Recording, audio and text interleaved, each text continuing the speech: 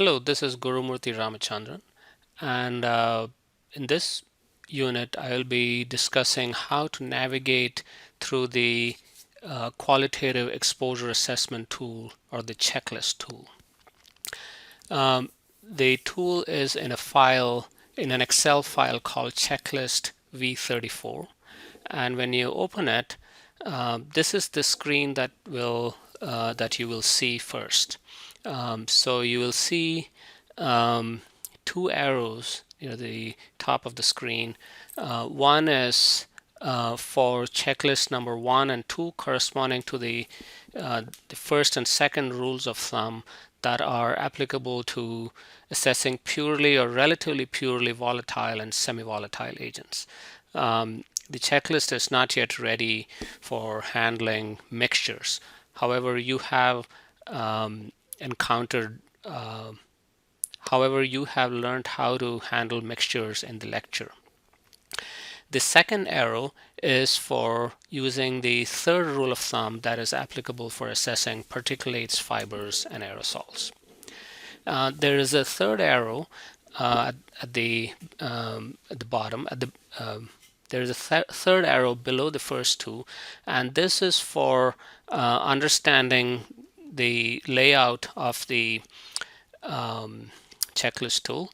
And so if we click on it, you will see the checklist guide, and this is not different from what we have encountered in the lecture. So if your compound of interest is a chemical that is volatile or semi-volatile, then you would go and use the first and second rules of thumb. So you would say, okay, is it a pure or relatively pure substance? Well, at this point, you cannot handle mixtures, as I said. And so you would use the rule of 10, and also you would use the vapor hazard ratio.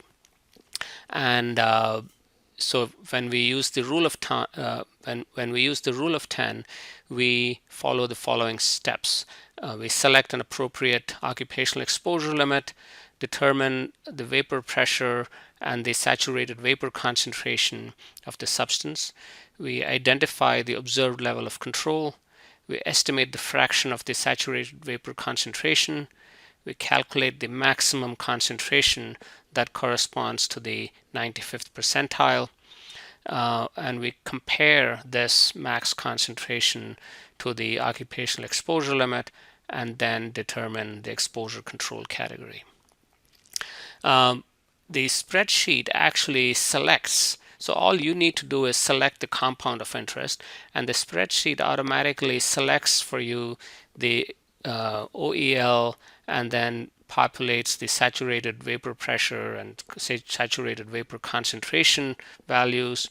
The only thing after that you need to input is the observed level of control that is present in the workplace.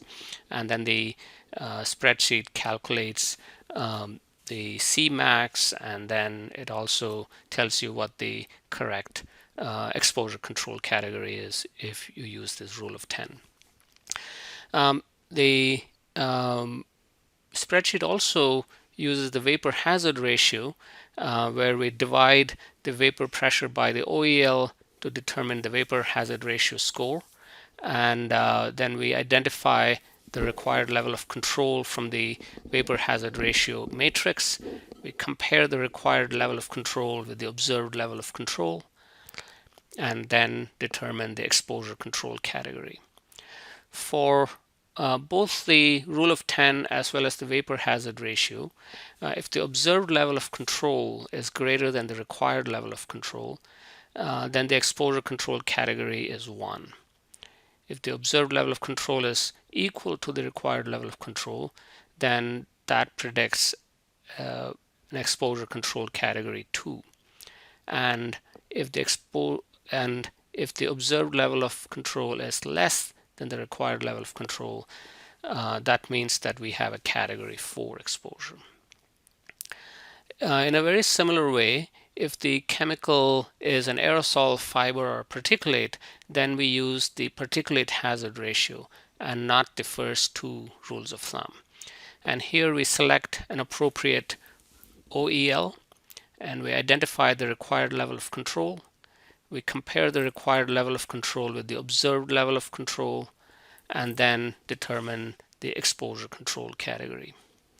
Again, as before, once you select the substance, the spreadsheet automatically selects the OEL and the required level of control. And all you need to input at that point is the observed level of control. And thereafter, the comparison between the observed level of control and the required level of control is used to determine the exposure control category as before. So now let's go to the top of the spreadsheet, and you'll see this home icon. We'll click on that, and then we'll go back to the home page. And now let's use an example to navigate through the first and second checklists.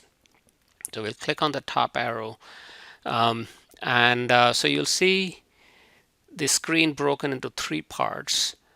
The left-hand side is where you select the substance of interest, and let's assume that we have a scenario where workers are using trichloroethylene in a degreaser to clean automotive parts, and so therefore we select trichloroethylene. So you can see in this tab there's a large number of chemicals that have already been inputted into our library, and so from this library we pick trichloroethylene, and when we do that, it also populates these tabs in the top, middle, and right hand side of the spreadsheet. So we have picked trichloroethylene, and the spreadsheet populates the occupational exposure limit for trichloroethylene as 50 parts per million, and the saturated vapor pressure as 69 millimeters of mercury.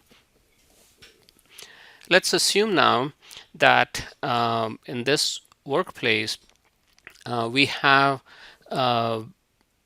ventilation that is can be termed as good general ventilation, roughly between 3 to 4 air changes or air turnovers per hour. And so we have several options on this for selecting the observed level of control. Confined space, poor or limited circulation, good general ventilation, capture, and containment.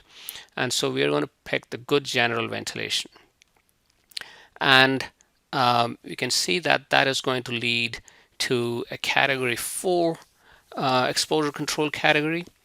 And that's because the saturated vapor concentration corresponding to a saturated vapor pressure of 69 millimeters of mercury is 90,800 parts per million. And since we are in a workplace with good general ventilation, the factor by which the saturated vapor concentration is reduced is 1,000, meaning that we'll see the maximum concentration that can be seen in such an environment is roughly 1,000th of saturation, or 90.8 parts per million. This level is greater than the OEL of 50 parts per million. To be precise, it is 182% of the OEL.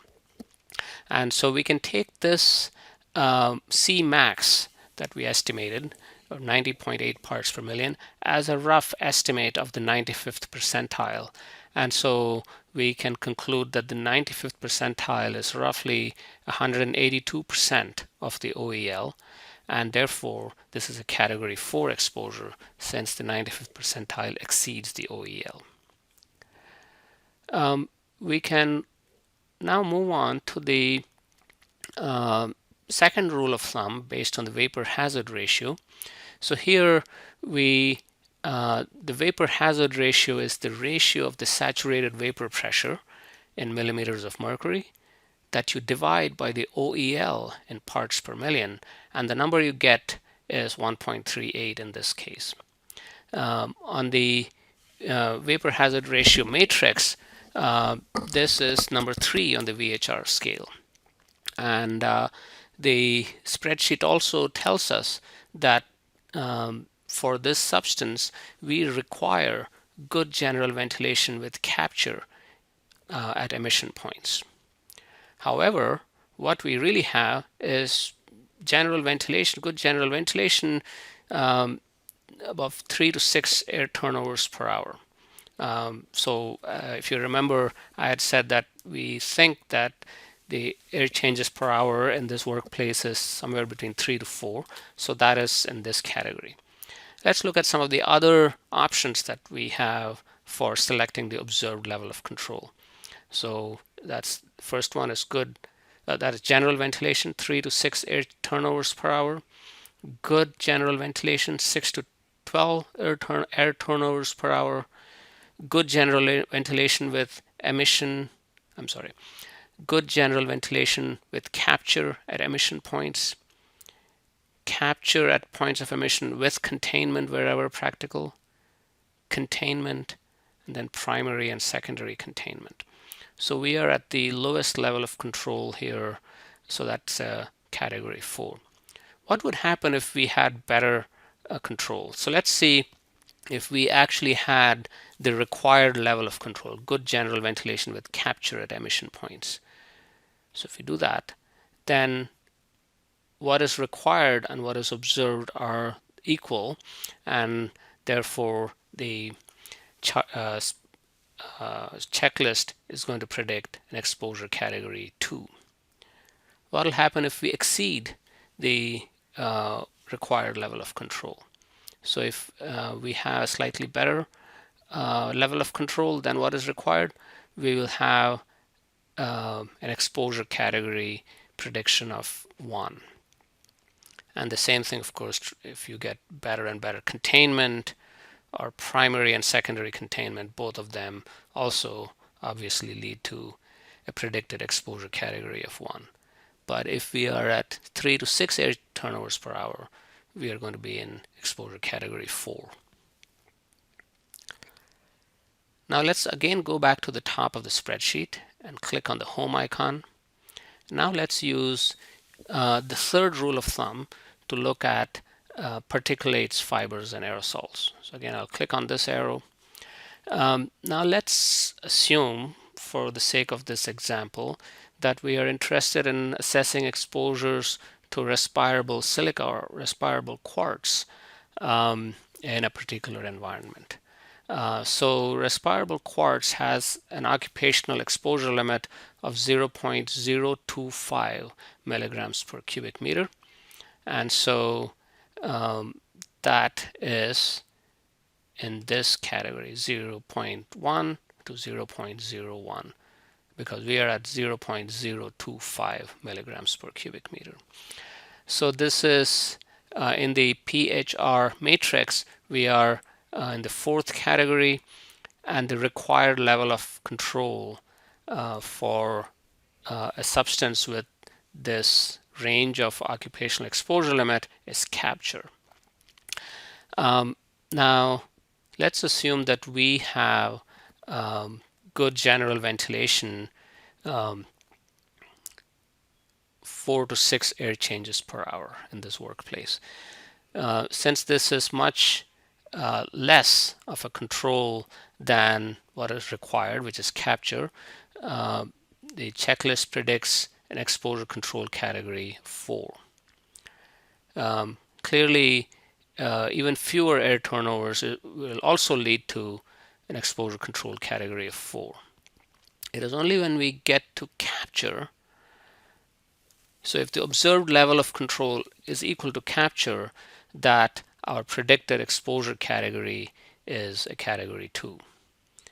And then if our observed level of control is greater than the required level of control, so let's say we have containment, now we have a predicted exposure control category of category 1.